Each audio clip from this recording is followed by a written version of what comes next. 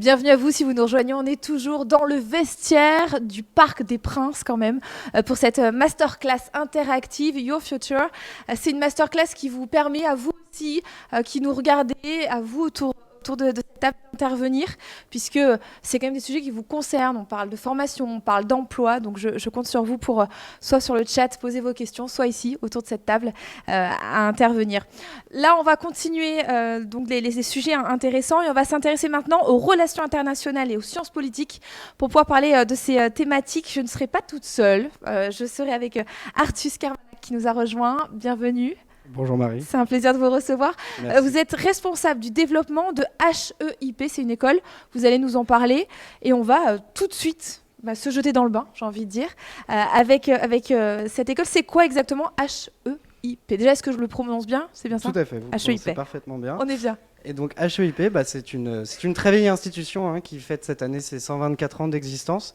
Donc c'est l'école des hautes études internationales et politiques. Donc l'enjeu de notre école, c'est d'offrir des formations pour tous ceux qui s'y intéressent au domaine, donc qui vont toucher aux sciences politiques, à la politique, à la maîtrise de nos institutions en France, mais également à tout ce qui va toucher aux relations internationales, à la diplomatie, aux échanges, que ce soit sur les thèmes liés à la culture, liés au commerce, liés aux questions de défense. Voilà, c'est vraiment un enseignement qui est très large et qui est de plus en plus en fait important et impactant dans notre monde, dans le sens où voilà, notre monde est de plus en plus interconnecté et la maîtrise de ces grandes problématiques est aujourd'hui une véritable valeur ajoutée pour les jeunes qui cherchent à s'insérer professionnellement, que ce soit dans le secteur public ou dans le secteur privé. Là, vous avez, pour le moment, vous avez une seule école. Enfin, vous êtes basé où, vous m'avez dit? Alors, nous sommes basés à Paris, bien sûr, ouais. Mais nous avons également un campus à Lyon, un campus à Bordeaux. Nous ouvrons également un campus à Rennes en septembre. Voilà, c'est une école qui est en plein développement. Nous avons également un centre de recherche associé qui s'appelle le CEDS, le Centre d'études diplomatiques et stratégiques, et qui permet aux personnes, on va dire, qui ont déjà une carrière, de venir se former et pourquoi pas passer des doctorats ou d'autres diplômes en surplus. Par la suite. À votre avis, qu'est-ce qui va distinguer HEIP des autres écoles qui peuvent fournir un cursus assez similaire? Alors, tout d'abord, je dirais sa pédagogie. L'enjeu pour nous, c'est vraiment de proposer une pédagogie complète qui va vraiment reposer sur ces deux piliers que sont les relations internationales et les sciences politiques. Nous, on part du principe qu'on ne maîtrise pas très bien les sciences politiques si on n'a pas une très bonne connaissance des relations internationales. Les deux sont liés. Tout à fait. Donc l'enjeu pour nous, c'est sur un premier diplôme en 3 ans, un bachelor, de proposer en fait, de donner tous les fondamentaux à nos étudiants pour qu'ensuite ils puissent se spécialiser dans le cadre de leurs études en master, donc soit sur les relations internationales, donc plutôt une carrière d'internationaliste comme on dit chez nous, ou une carrière de politiste, donc plutôt s'intéresser aux sciences politiques. D'accord, donc d'avoir un tronc commun qui permet après de se spécialiser. Tout à fait, c'est la grande force et ça ressemble finalement énormément aux carrières que peuvent avoir nos anciens étudiants. Certains commencent dans des milieux qui sont finalement très franco-français et puis partent exporter leurs aptitudes et leurs expériences à l'international. De même, certains souhaitent tout de suite partir à la découverte du monde, s'intégrer dans des structures internationalisantes et reviennent ensuite en France pour faire profiter de leurs expériences. Voilà, nos étudiants ou les gens qui veulent vous rejoindre. Les professionnels. En gros, vous êtes un peu pionnier, c'est ce qu'on voit là, c'est que c'est vraiment une école qui est pionnière dans son domaine. Ah, tout à fait. L'école a été fondée en 1899, comme j'expliquais, avec ses 124 ans d'existence. Et donc, elle a été fondée par une journaliste, Dick May, qui est le nom de plume en fait de Jeanne Veil, qui était qui écrivait donc à l'époque, notamment à l'époque de l'affaire Dreyfus. Donc, c'est une époque où la France est divisée. C'est une époque où en fait il y a deux France irréconciliables qui se font face. Et elle cherche un moyen justement d'éclairer et d'élever un peu le niveau. Donc pour cela, elle réfléchit, elle propose la mise en place de l'école des sciences, une école de sciences sociales qui va grandir au fur et à mesure des années, qui au moment de la montée du multilatéralisme, excusez-moi, je vous en prie, va commencer aussi à s'intéresser aux questions liées aux relations internationales. On est encore juste avant la Première Guerre mondiale, puis l'intégrer complètement pour devenir à terme HEIP, donc l'école des hautes études internationales et politiques. Donc on a compris qu'il y avait une belle formation de base, un socle fort. Mais pour qu'on puisse se projeter un petit peu dans l'école, est-ce que vous pouvez nous parler de la vie associative dans l'enceinte de l'établissement, les opportunités qui sont proposées aux étudiants? Comment ça se passe dans l'enceinte de l'école? Alors c'est un cadre très complet. Effectivement, nos associations sont particulièrement nombreuses, hein. On a une dizaine d'associations. Et pour tout vous dire, on a, allez, je vais utiliser le fameux mot 99% de nos étudiants qui font partie des associations, alors que ce n'est Ouais, pas du tout obligatoire. Tout à fait, parce que toutes nos associations en fait portent sur des thématiques de cours. Ce qu'il faut savoir, c'est que HEIP, en plus d'une école, c'est aussi une communauté apprenante. Ce sont des gens qui sont passionnés par ces domaines-là. Les relations internationales, les sciences politiques, c'est quand même des domaines d'études assez durs, assez bien sûr. compliqués. Il faut bien sûr une Technique. volonté et voilà, il faut s'accrocher. C'est aussi pour ça que dans notre processus de recrutement, mais on y reviendra plus tard, on s'intéresse beaucoup au profil et aux appétences, à la curiosité naturelle de nos élèves pour cela. Et cette curiosité naturelle, en fait, elle se retrouve tout simplement dans les associations. Donc on va avoir une association qui va s'intéresser grandement aux questions de défense, qui s'appelle DefInsec. On va avoir une association qui va s'intéresser au débat, à l'éloquence, qui s'appelle Oratores et qui participe chaque année à des compétitions avec des étudiants en provenance de la France entière, à des débats d'éloquence. Donc voilà, ce sont des petits matchs qu'ils font et souvent nos associations sont primées. On a même une association qui fait également ce qu'on appelle du MUN, du Model United Nations, hein. C'est de la simulation de négociations formelles en instance internationale. Donc ça peut, pourquoi pas, simuler les Nations Unies, le Conseil de sécurité. L'enjeu, c'est de montrer à nos étudiants et de leur apprendre comment on négocie et comment en fait se rédigent les résolutions des Nations Unies. Donc ce sont des associations qui ont en fait un but ludique, certes, mais aussi très professionnalisant, puisque en plus, au-delà, on va dire, des activités qu'ils font, les membres de ces associations vont en fait au contact des professionnels, hein, vont aller rechercher les experts dans les domaines qui les intéressent. Donc si c'est sur les questions de défense, ils vont aller voir des officiers, des gradés de l'armée qui vont leur expliquer les situations, soit revenir avec eux sur une situation géopolitique particulière, soit ils vont aller leur expliquer voilà, les processus liés à la mise en place de politiques de défense particulières.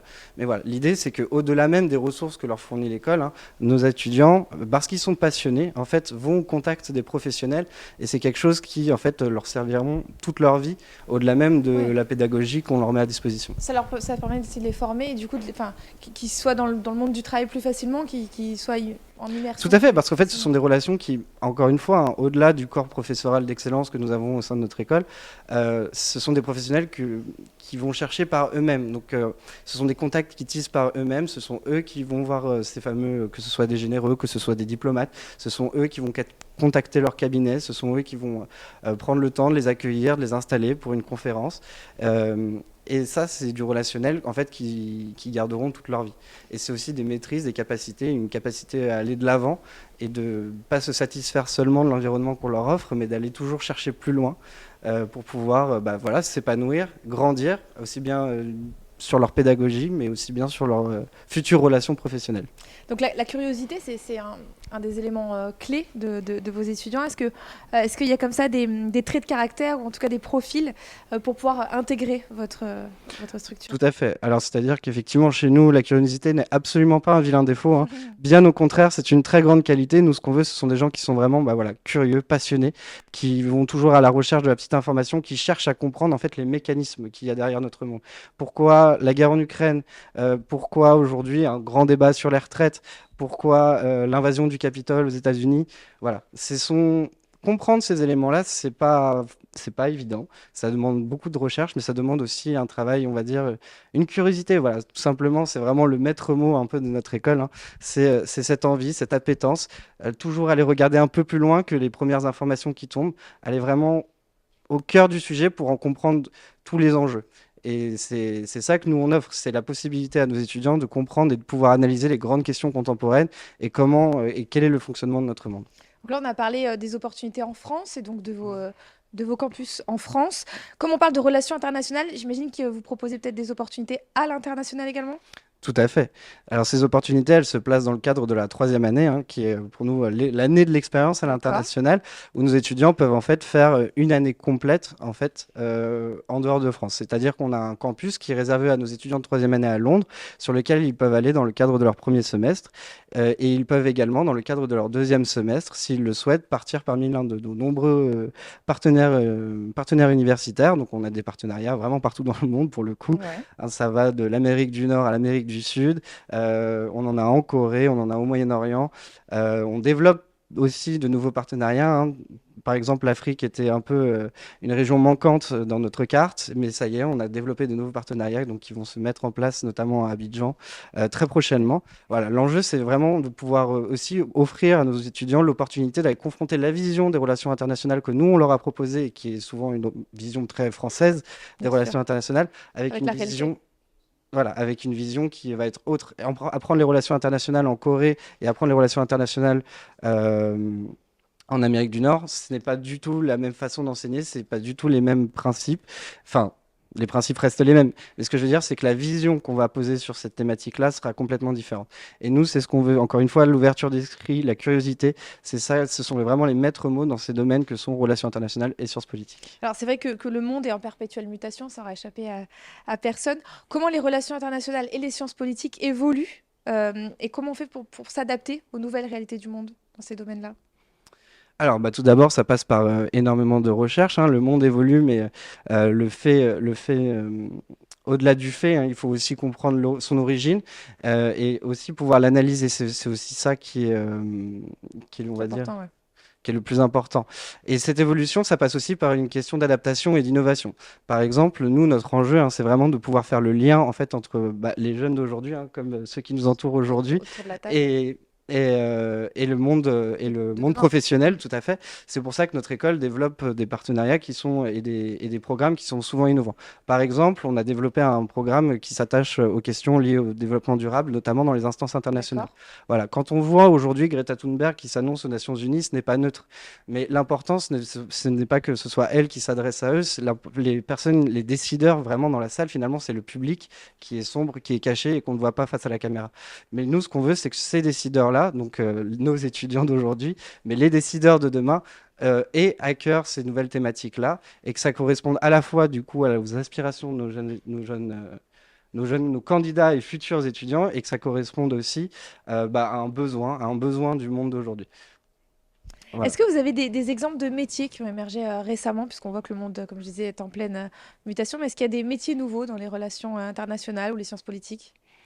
Ah bah tout à fait. Alors notamment, il y a les métiers pour faire, on va dire, ce que j'appelle, moi, ce sont des métiers de liant. Donc on pourrait qualifier ça de lobbyiste ou d'intermédiaire. Mais c'est-à-dire qu'aujourd'hui, les relations internationales se retrouvent partout. Quel plus bel exemple que le PSG? C'est un club français C'est dirigé ça. par un groupe qatari qui a son importance dans les relations bilatérales entre les deux États. Voilà, les relations internationales et l'émergence des nouveaux métiers, bah, ça se situe là. C'est-à-dire que ce sont des personnes qui sont en capacité de comprendre les enjeux qu'il y a derrière ces relations qui peuvent paraître de dîne, simplement commerciales, mais qui finalement ont un impact majeur sur la diplomatie. Et on parle aussi de plus en plus de diplomatie privée. Les entreprises ont leurs propres agendas politiques et qu'elles souhaitent défendre et mettre en œuvre.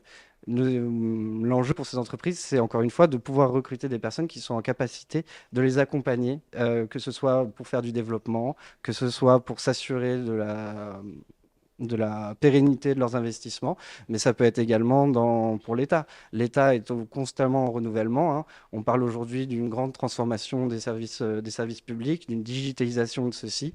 C'est aussi pour cela que, quand je vous parlais d'innovation tout à l'heure, nous proposons un master dédié à cette digitalisation-là. C'est ce que j'allais vous demander. Comment vous faites pour vous adapter? Vous êtes, il y a un impact sur vos programmes aussi, du coup. Tout à fait. L'enjeu, hein, encore une fois, nous, on est vraiment à l'écoute.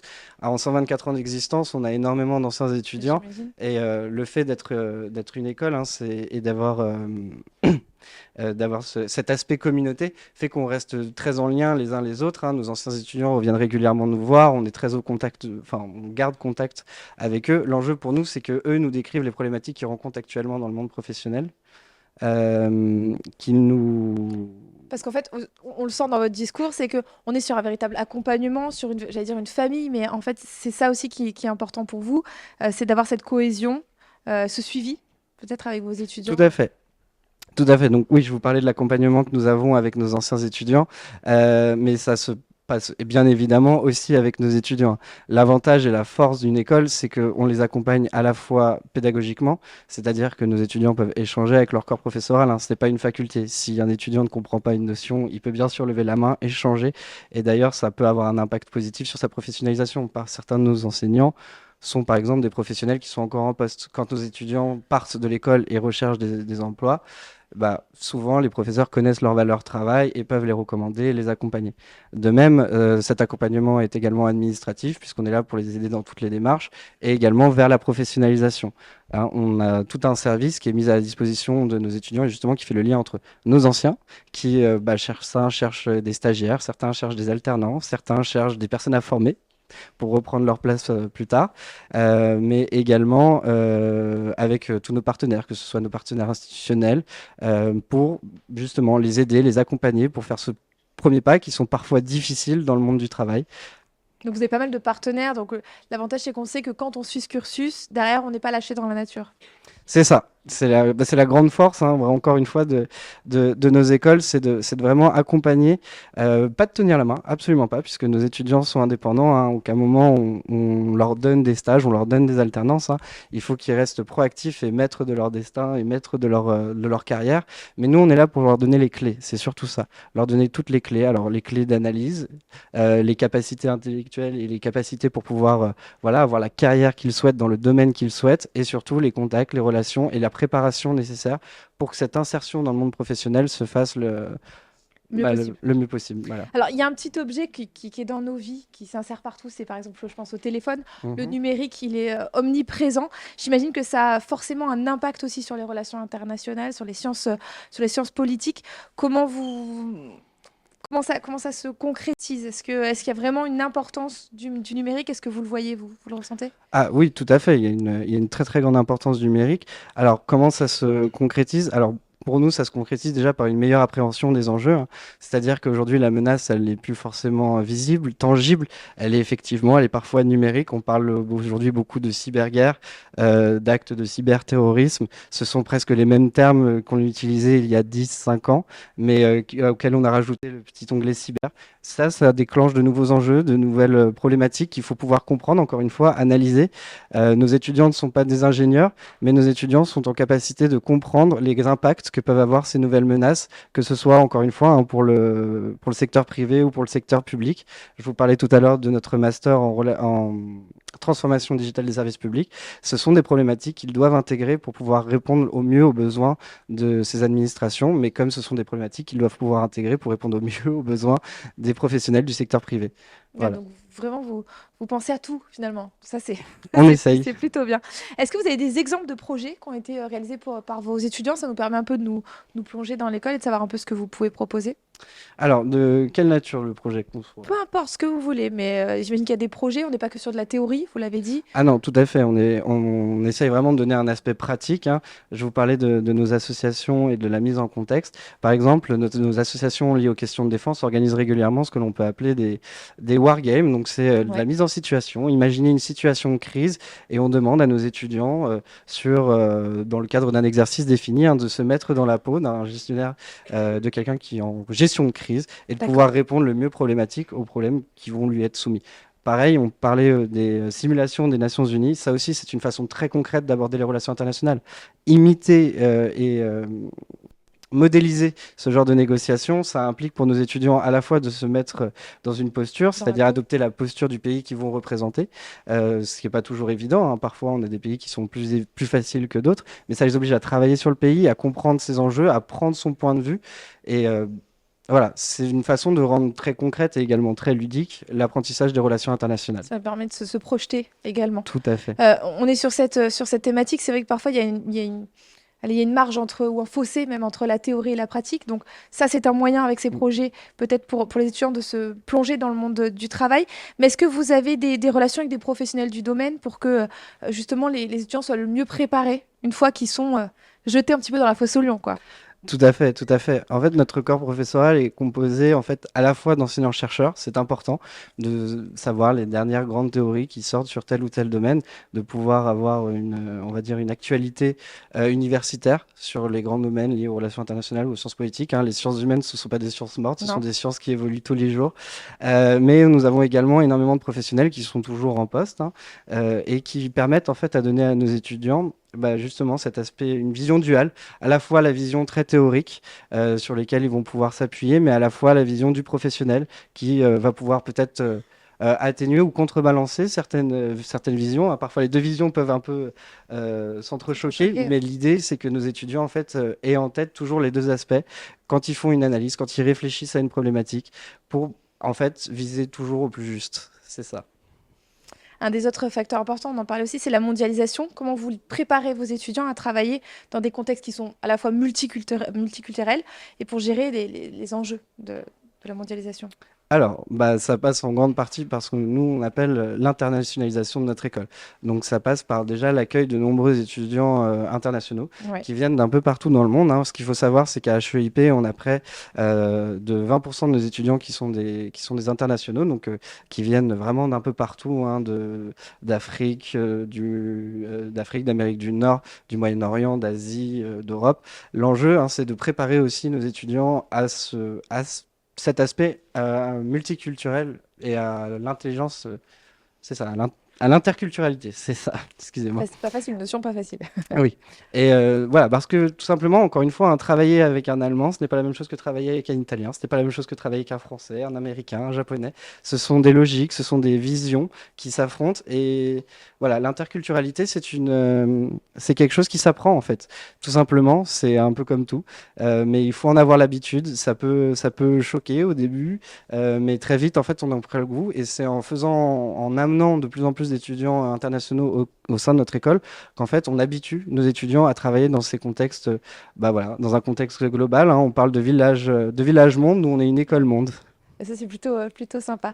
Pour qu'on se projette bien, est-ce que vous avez des exemples de parcours professionnels, là, comme ça, qu'on sache un peu à quoi on peut s'attendre et ce qu'on peut faire qui vous viennent en Oui, tout tête? à fait. Alors, on a beaucoup de nos étudiants qui partent notamment travailler, on va dire, dans les grandes, moi j'ai envie de dire les grandes majeures, hein. Ce sont les entreprises stratégiques qui ont besoin justement de personnes qui sont en capacité d'analyse, que ce soit, je vous parlais tout à l'heure, pour pouvoir se développer, pour pouvoir préserver, on va dire, les intérêts stratégiques de la France. On a également beaucoup de nos étudiants qui, souvent d'ailleurs en sortie de diplôme, partent faire du consulting. Ça leur permet D'accord. justement de découvrir de nombreux milieux on va dire d'affiner leur capacité d'analyse tout en découvrant divers secteurs pour trouver la voie. Après, on a bien sûr des étudiants qui partent très rapidement, soit travailler dans les ministères, hein. Ce qu'il faut savoir, c'est que parmi nos principaux recruteurs, on a trois ministères, le ministère des Armées, le ministère de l'Intérieur et le ministère des Affaires étrangères. Euh, voilà, ce Oui, sont donc, des... pas mal. C'est pas mal. On est pas mal. Il y a un enjeu qui est complexe quand on est étudiant, vous l'avez abordé, c'est notamment de trouver un stage ou un premier emploi. Ça, c'est Mhm. complexe. Vous proposez un véritable accompagnement, parce qu'on parlait tout à l'heure d'accompagnement, de grandes familles, etc. Ils ne sont pas lâchés comme ça. Comment ça fonctionne concrètement quand ils cherchent un stage ou un emploi et qu'ils n'y arrivent pas? Est-ce que vous pouvez les rassurer en nous expliquant comment ça Bien fonctionne? sûr. Alors donc nous on a un bureau au sein de notre école, on l'appelle même un outil. Alors il avait avant le nom de Career Center, il vient de changer pour un nouveau nom qui s'appelle SREA. L'enjeu, hein, c'est de Ouais. vraiment accompagner nos étudiants donc sur toutes les étapes de la professionnalisation. Alors que ce soit l'accompagnement administratif, hein, la rédaction du contrat, bien sûr, mais c'est aussi ça passe par des coachings, par la mise en place de rencontres avec des professionnels. Voilà, parce que se préparer pour un entretien, ça peut être parfois stressant. Bah oui, donc parce qu'en fait, donc vous accompagnez pour le stage, mais vous les accompagnez aussi s'il y a un En entretien amont, tout d'embauche? à fait. Ok, parce On que a c'est le truc le plus stressant, comment se comporter lors d'un entretien d'embauche, quoi. Tout à fait. Surtout qu'un entretien se passera pas de la même manière si c'est un entretien pour une administration, pour une entreprise. Voilà. L'idée, c'est d'apporter vraiment un accompagnement le plus personnalisé possible, en fait, à nos étudiants. Donc, encore une fois, hein, par le biais de coaching, de préparation, par le biais de ce qu'on appellera des job dating, par le biais de coaching en matière de rédaction de CV, de lettres de motivation. Voilà. C'est tout un panel, nous, on l'appelle un outil en interne, mais c'est un bureau qui est vraiment à la disposition de nos étudiants, hein, et ça dès la première année. Et j'insiste bien là-dessus parce que la professionnalisation, il ne faut pas attendre d'avoir un bac+3 pour commencer à s'intéresser à sa future vie professionnelle, hein. Les stages dans notre école sont possibles dès la première Dès le année. début, d'accord? Voilà. Avec cet objectif pour nous, hein, qui est de vraiment maximiser l'expérience professionnelle dans le cadre des études. L'enjeu pour nous, hein, c'est qu'à terme, nos étudiants aient un bac+5 et accumuler presque l'équivalent de 2 ans d'expérience professionnelle pour pouvoir les insérer au mieux dans le marché du travail. Mais c'est assez fou parce que c'est vrai que quand on entend comme ça sciences politiques, relations internationales, moi je vois, j'ai eu un parcours en droit qui était très classique Mhm. et beaucoup, beaucoup de théorie pendant 5 ans, des stages qui arrivent assez tardivement. Donc finalement, vous, il y a une grosse partie de théorie parce que il faut des bases solides, mais il y a de l'immersion quand même très, très tôt. Tout à fait. Et puis, en fait, nos- notre formation, et notamment les 3 premières années, hein, c'est vraiment un bachelor sciences politiques et relations internationales. C'est très pluridisciplinaire. Ces stages sont aussi l'occasion pour nos étudiants de se découvrir eux-mêmes. C'est-à-dire, ils vont sentir, voilà, un attrait, je sais pas, je suis plus intéressé par les questions de défense. Pourquoi pas aller faire un stage dans une boîte qui propose des missions liées à la sécurité ou qui fait de l'analyse géopolitique. Très bien. Est-ce que c'est l'occasion de découvrir, de se dire, c'est vraiment ça que j'aime, c'est vraiment là-dedans que je veux travailler, ou au contraire? Ah, en fait, non, je me suis trompé. C'est pas du tout là-dedans que je veux travailler. Et du coup, je vais profiter de d'autres opportunités de stage pour aller découvrir d'autres secteurs. Et en fait, ah non, c'est l'humanitaire qui me plaît. Et donc voilà, je vais pouvoir me lancer et me spécialiser petit à petit tout au long de mes années d'études pour pouvoir travailler dans le domaine de l'humanitaire. Et vous avez des partenariats avec des entreprises, parce que quand vous parliez des ministères, donc on est sur quelque chose de très public, et c'est vrai que, Mm. est-ce qu'il y a aussi des entreprises privées? Est-ce que c'est des métiers qu'on peut faire dans des secteurs auxquels on ne s'attend pas forcément? Tout à fait, dans une très grande diversité de secteurs, hein. Je vous parlais des grandes entreprises, de ces fameuses majeures, donc ces entreprises à portée stratégique pour la France, qui sont toujours en recherche d'analystes, ne serait-ce que pour les questions de sécurité, réfléchir à l'approvisionnement. Mais ça peut être aussi dans des plus petites entreprises, hein. On parlait de la défense des intérêts. Cette défense des intérêts, notamment auprès des institutions. Alors là, je me switch, je parle plus vraiment de relations internationales, mais plus de sciences politiques. Les questions liées on va dire, au lobbying, à la défense Mm. d'intérêts. Ça peut s'appliquer encore une fois à ces grandes entreprises, hein. Donc ça peut être dans le domaine de l'énergie, ça peut être dans le domaine de la défense, ça peut être dans le domaine des transports. C'est vraiment très très varié, mais ça peut aussi s'appliquer à des plus petites structures qui elles aussi sont finalement très dépendantes des politiques publiques. Ils ont besoin de gens en capacité d'anticiper ces politiques publiques, de savoir comment interagir avec elles. Et, euh, et donc, ce sont encore une fois, hein, ce sont des secteurs qui sont très très demandeurs de personnes, encore une fois, capacité d'analyse. Donc très porteur, parce qu'aujourd'hui on dit que le monde du travail est saturé, pas dans ce domaine en tout cas. Alors, très peu dans ce domaine, hein. On a un taux d'insertion professionnelle qui est vraiment très bon, qui est de près de 86% de nos étudiants qui trouvent un emploi CDD ou CDI 86% vous dites? oui, à C'est énorme. sortie de diplôme. Donc voilà, l'enjeu, hein, c'est que vraiment nos étudiants, enfin, c'est aussi pour ça que nous, on met l'accent sur cette professionnalisation, c'est vraiment de les rendre compétitifs sur ce marché du travail. Oui, le marché du travail n'est pas évident, mais nous, on se démène et on fait tout notre possible pour les accompagner du début jusqu'à la fin, jusqu'à leur insertion. Et en fait, c'est un cercle vertueux. Après, ce sont des anciens étudiants qui sont placés, qui évoluent, qui ont leur propre carrière et avec lesquels on maintient des relations pour que justement ils puissent revenir nous voir parce qu'ils vont connaître notre valeur, notre capacité. C'est un Euh, cercle. voilà, c'est vraiment un cercle vertueux qui s'auto-enrichit. Est-ce qu'il faut suivre le cursus en entier? Je veux dire, on rentre dans l'école, on est formé, on est diplômé, on sort, ou est-ce qu'on peut rejoindre le cursus? Est-ce qu'on peut se réorienter? Est-ce qu'on peut changer de voie? Euh, Alors moi, je vous incite à faire le cursus en entier, bien sûr. Par contre, non, vous n'êtes pas obligé de suivre le cursus en entier, hein. On a des admissions parallèles pour chaque niveau. C'est aussi une des forces de notre école, hein, c'est qu'on cherche aussi à diversifier la provenance de nos étudiants. Donc, si vous avez fait une première année ailleurs et que bien sûr cette première année est reconnue et sanctionnée par des crédits ECTS, vous pouvez bien sûr intégrer notre école en deuxième année, pareil pour une troisième année. Ou première année de master ou deuxième année de master. C'est aussi pour cela que notre processus d'admission en fait est complètement internalisé. Ça d'accord. rejoint cet aspect recherche et communauté apprenante, hein. Nos étudiants sont des passionnés et on ne voulait pas se retrouver sur Parcoursup avec ce risque d'avoir des inscrits algorithmiques, c'est Ouais. comme ça qu'on les appelle. C'est-à-dire des gens qui se sont dit pourquoi pas, sciences politiques et relations internationales, pourquoi pas, mais qui n'ont pas cet attrait, qui n'ont pas cette envie, cette passion pour ces domaines d'études-là. Ce n'est ni profitable à l'école, c'est ni profitable à l'étudiant qui finalement risque de très vite décrocher. Donc nous, on a complètement internalisé notre processus d'admission, hein, qui passe donc par des sessions d'admission. Ouais, ça se passe Euh, comment? alors, On va tout savoir. Si on veut rentrer, comment on fait? bah, c'est très simple. Il suffit de déposer un dossier de candidature sur notre site internet, hein, D'accord. www.heip.fr. À partir de là, nous, on va étudier votre dossier. Donc, il y a un questionnaire de motivation à répondre. Et c'est aussi là où vous allez pouvoir choisir donc du coup ce qu'on appelle une session d'admission. Sur D'accord. ces sessions d'admission, en fait, ça dure une journée. Vous allez avoir 2 épreuves à passer. Une épreuve écrite qui dure 2 heures, c'est une dissertation. Donc on vous propose 2 sujets au choix, l'un plutôt axé relations internationales, l'autre plutôt axé sciences politiques.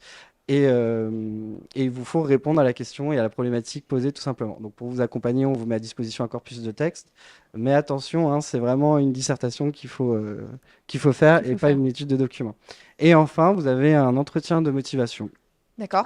Donc avec un jury. Donc là, c'est sur le savoir-être, Alors, pas ça va même spécialement. au-delà du Ouais. savoir-être, puisqu'en fait, on va étudier également, on va vous poser des questions de culture générale. L'enjeu, hein, pour nous, c'est encore une fois, nous, on s'est rendu compte que beaucoup de nos candidats, finalement, s'étaient forgé une très grande culture de façon presque inconsciente, parce que voilà, c'est cette curiosité dont je vous parlais tout à l'heure, euh, cette envie qui fait que ils accumulent énormément d'informations et qui finalement n'utilisent que très peu au lycée ou réutilisent que très peu au lycée. Nous, ce qu'on veut faire, c'est leur donner le plein potentiel de ces informations. D'accord. Donc dans ce cadre-là, en fait, on va leur poser des questions de culture générale. Il y aura là une analyse de documents iconographiques à vif sans préparation. Et il y a également donc 10 minutes de questions de motivation et d'entretien. Donc on est plongé dans le bain direct. C'est ça. C'est plutôt sympa. Peut-être pour clôturer, quels conseils vous donneriez à ceux qui nous écoutent? Parce que je vous rappelle quand même qu'on est toujours sur une masterclass interactive. Vous êtes peut-être chez vous, connectés, vous avez des questions, donc n'hésitez pas à les poser hein, via le chat. Autour de cette table, on sent qu'il y a de l'engouement aussi, donc n'hésitez pas si vous avez des questions. Quels conseils vous donneriez à un jeune qui a envie de se lancer pour pouvoir réussir ses études? Alors déjà, pour réussir à rentrer chez vous, et ensuite pour pouvoir vraiment réussir ses études dans ce domaine-là. Restez curieux, restez passionné. Encore une fois, c'est vraiment le maître mot de notre école. Intéressez-vous, le monde, pourquoi, comment on en est arrivé là et où est-ce qu'on va. Ce sont vraiment ça les grandes problématiques qu'il faut chercher à répondre. Donc ça passe par quoi? Ça passe par lire régulièrement la presse, ça passe par voilà, s'informer et parfois sur des petites choses, hein, on peut parler euh, de je ne saurais pas comment le dire. Voilà, de petites informations qui peuvent parfois paraître sans importance, mais qui en fait ont un impact sur vos connaissances. Hein, un exemple très bête, j'entendais il n'y a pas longtemps dans les couloirs l'histoire du dollar. Pourquoi Ouais, le dollar, alors que c'est US dollar, c'est un S barré. Ce ouais. qu'il faut savoir, c'est qu'en fait c'est la côte américaine. Parce que l'ancienne monnaie était le pesos et donc c'était le S en fait c'est le tracé de la côte américaine. Voilà. Ce sont des petites anecdotes mais qui forgent et qui veulent dire beaucoup de choses. Ça nous rappelle quoi? Ça nous rappelle que avant, l'État dominant en Amérique, c'était le Mexique. Voilà, ce sont beaucoup d'informations. Ce sont des petites choses comme ça. Donc, restez curieux, toujours à l'affût de la petite information. Et surtout, bah, voilà, tenez-vous informés. Et vous pourrez bien sûr avoir une riche et brillante carrière dans les relations internationales. Et j'invite également toutes les personnes qui sont présentes dans cette salle à venir nous voir hein, sur notre stand. Nous sommes Vous êtes sur Salon place? du Louvre. Voilà, Ok. stand numéro 8. Donc, n'hésitez pas à venir nous voir si vous avez des questions. On est bien sûr à votre disposition pour y répondre. Merci Artus Kermanak d'avoir répondu à toutes ces questions. Merci à C'était vous. clair, ça nous permet eh bien, de savoir où on va. Si vous nous regardez, du coup, que vous vous posiez la question, bah, vous savez maintenant qu'il y a encore une fois un domaine qui est porteur. Donc, si vous êtes curieux, c'est peut-être là qu'il faut aller frapper. Merci à vous de nous avoir suivis pour ce live et cette masterclass interactive. Merci. Merci à tous.